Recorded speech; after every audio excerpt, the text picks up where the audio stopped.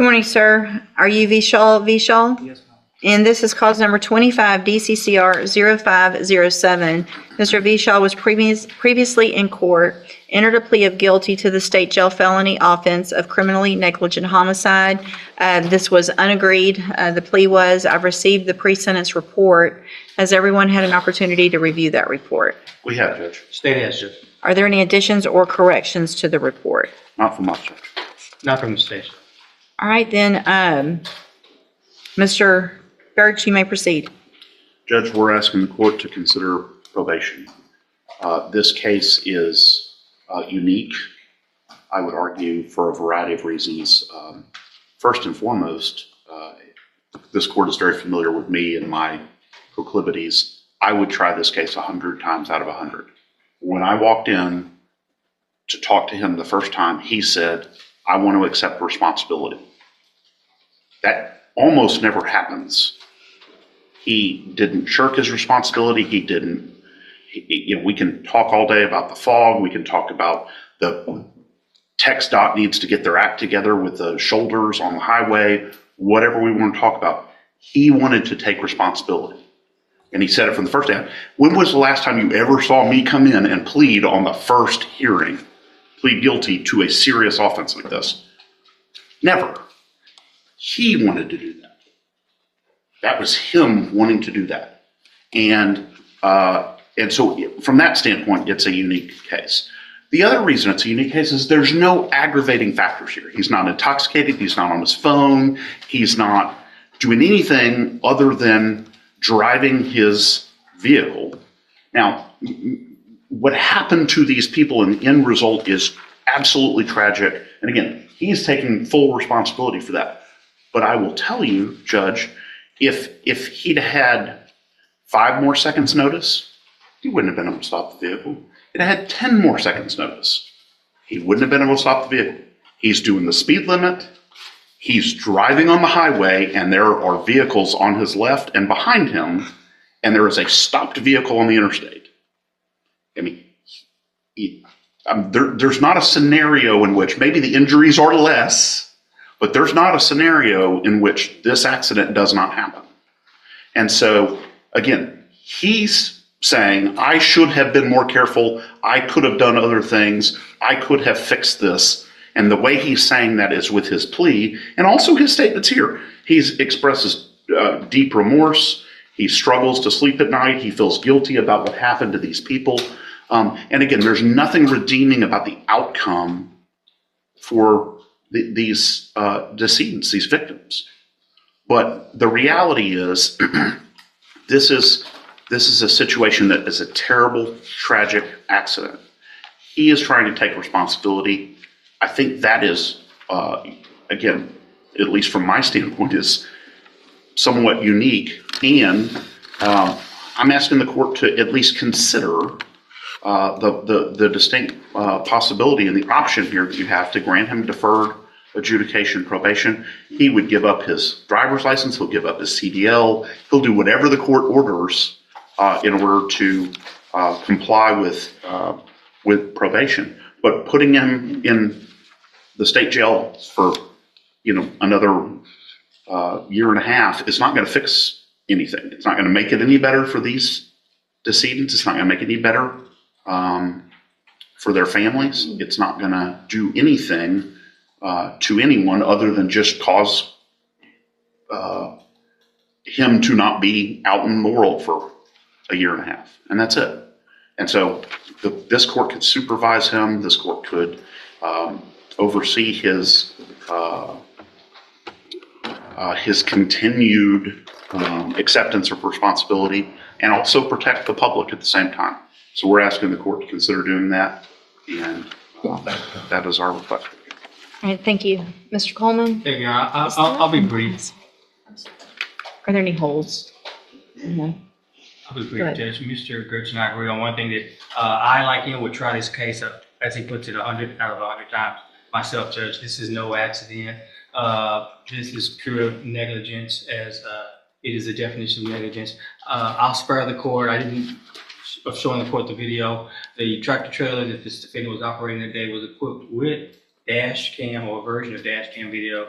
that shows that the vehicle that he struck was not stopped. It was traveling at a slower speed with its hazard lights on, but it wasn't stopped. There was no fog, the conditions were clear, and there was no cars on the other side of this tractor trailer rig, preventing it from even changing lanes. I have the video. The court, if it desires, can certainly watch the videos, short clip. But Judge, I take issue with that recitation of how this all went down. I'd like to offer State's Exhibit 1. It's a certified copy of FBI records indicating that Make this that defendant. 2. Make it 2? Because states 1 would have been the plea papers. All right. And we have no objection to it. It indicates, Judge, that this defendant illegally entered this country and he's a national of the country of India. Judge, I'm not here to make some type of a political statement or commentary. I'm just simply saying that it is a violation of federal law to enter this country illegally. And Judge, like any other violation of law, in any other case, you can take that into consideration in sentencing this defendant. And I'm asking you to take that into consideration in this case, Judge. So here's States 2. No objection. States 2 is admitted. Judge, I also offer State's Exhibit number 3, pursuant to a business record affidavit that's been on file. It is a photo of the victim in this case, Judge. 16-year-old victim in the short obituary of her, Your Honor. No objection. States 3 is admitted. Judge, she was 16 years old, Judge. She had, at the dawn of her life, she'll never get to graduate high school, get married, do the things that people do. Judge, you can say today by your verdict just the amount of damage and harm this defendant has caused due to this negligence. I'll conclude with a couple other things, Judge. This defendant went on to continue to live his life as business as usual in California after this accident while the investigation played out. After the investigation and the indictment, it took some effort on the part of our office in conjunction with the US Marshals office to track down and locate this defendant. I'm not saying he was intentionally hiding or absconding. I'm simply saying it took a lot of effort by federal law enforcement authorities to track him down, Judge. And also this business about this name and the alias name and whether or not he goes by no name given or goes by Bishaw. Again, the court can infer whatever the court wants to infer about why an individual would illegally enter this country and use at least one or maybe 2 different aliases, Judge. I'm asking for the max, and I am frustrated at the fact that all I can ask for is 2 years in this case, Judge. But I'm asking for the 2 years. In this case, I think this case warrants 2 years. Judge, if the court is not inclined to give it 2 years, I'm asking that the court deny the discretionary jail credit pursuant to my motion that I filed under Article 42A559 of the Texas Code of Criminal Procedure, Judge. And lastly, the family. Say what you just said again? It's in my motion that I filed asking that the court deny the discretionary jail credit for state jail offenses. Oh, okay. It's 42A559C of the Code of Criminal Procedure, Judge. Okay. And lastly, Your Honor, the family's here for whatever it would be for what that's worth, Judge. And I believe that the mother of the deceased, would like to make a victim impact. Thank you, Mr. Coleman. So it's my understanding that there is, at this point, immigration hold on Mr. Bishaw, correct? Yeah, that's my understanding too, Judge. Okay. So even though it's likely for him to be deported because he's here unlawful, you're asking for probation? Well, Judge, there's not really another option, right? So I guess the question is, given the current status of our immigration situation, I have no idea how ICE is going to handle this. What an ICE hold means is that if you give him probation, they've got 3 days to come pick him up. And if they don't come pick him up, then he's placed on probation. And what the court can then do is supervise him unless and until the federal government comes and deports him or attempts to deport him. The kind of alternative to that is he can sit and sleep on a cot that we're providing and, eat food that we're providing and then be deported at the end of that. With a conviction or a deferred adjudication, he's going to get deported at some point anyway. So it doesn't really, the court, I'm not trying to be difficult, but this court's decision is not going to change the likelihood of his deportation because A deferred will count as a conviction for deportation purposes. A conviction will count as a conviction for deportation purposes. So, again, we're asking the court for probation because of his acceptance, again, of responsibility here in this case. All right. And I appreciate the acceptance of responsibility. I do. I appreciate, and I'm sure the family appreciates, not having to go through a trial and see what they had to live through over again. And so I will take that into consideration. Probation, to me, in a felony case, really of any kind, when someone is here unlawfully, doesn't make any sense. And again, I'm with Mr. Coleman. I'm not here to make a political statement on any of this, but if you're here unlawful and you've committed a felony offense, it just doesn't make sense that I would put somebody on probation where they're potentially still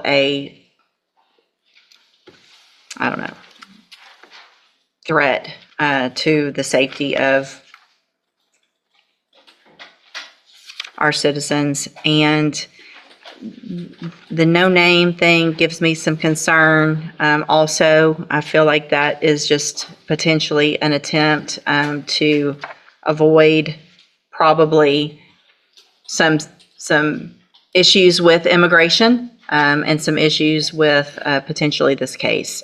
So what I'm going to do, again, I appreciate, and I'm sure the family appreciates, not having to go to trial. But I'm going to find that you entered your plea of guilty freely and voluntarily, find sufficient evidence to find you guilty, and at this time find you guilty of criminally negligent homicide, sentence you to a term of 20 months in the state jail prison. You will receive, I will give credit on that for any time that you've been in custody that the law gives you the right to receive. With regard to the state jail credit, I leave that up to the state jail authorities, and I'm going to deny the motion to deny that credit. That will be up to Mr. Vishaw in state jail. With good behavior, he'll get that credit just like everybody else. So I'm not going to deny that. It's based on, always has been based on how you behave in the state jail prison. And so just to deny that, it goes against the nature of that rule and that law, so I'm not going to do that. I'm going to hand you the trial court certification that shows there was no agreement, which means you do have a right to appeal. I have also handed you a written admonishment regarding your ineligibility to possess a firearm or ammunition. Because of the judgment entered against you, you're ineligible under Texas law to possess a firearm or ammunition. Possession of a firearm or ammunition could lead to charges against you. Firearm is a legal term. You should read that to determine what devices qualify as a firearm. If you have questions about the laws that make you ineligible to possess a firearm or ammunition, or about how long that lasts, you can talk with Mr. Gertz. Good luck to you, sir. Thank you, Mr. Coleman and Mr. Gertz. Okay. Did Ms. DeLage? Oh, I'm sorry. Yes. If y'all will have a seat. Mr. Kimler, can you move for a second so they can use that table? You can just have a seat over here and we'll go off the record for the victim impact statement. What you just witnessed was a sentencing hearing that cut straight to the core of accountability. The defendant, a tractor-trailer driver, stood before the court after pleading guilty to criminally negligent homicide, a plea he entered on the very first hearing, something even his own attorney admitted almost never happens. The victim was a 16-year-old girl, her entire life ahead of her. Gone in an instant on a clear day when dashcam footage showed conditions gave the defendant every opportunity to react. No fog, no obstruction, a slower-moving vehicle with its hazard lights on, and a tractor-trailer that never changed lanes. The defense made its case for probation, pointing to the defendant's immediate acceptance of responsibility, his remorse, and the absence of intoxication or distraction. Oh, but the prosecution painted a different picture, one of pure negligence, an illegal entry into the country, the use of aliases, and a defendant who relocated to California after the crash, requiring federal marshals to track him down. The judge acknowledged the weight of that guilty plea and spared the family the pain of a trial. But probation was off the table. The court made it clear when someone is in the country unlawfully and has committed a felony resulting in the death of a child, Supervision in the community simply does not make sense. The sentence came down at 20 months in state jail, with standard good behavior credit preserved and an immigration hold already in place. 20 months for a life that will never see graduation, never walk down an aisle, never grow old. As this case forces us to sit with an uncomfortable truth, that the law has limits, and sometimes the maximum still feels like the minimum. If you found this case as eye-opening as we did, hit that like button, drop your thoughts in the comments, and subscribe for more real courtroom breakdowns, because justice never gets old.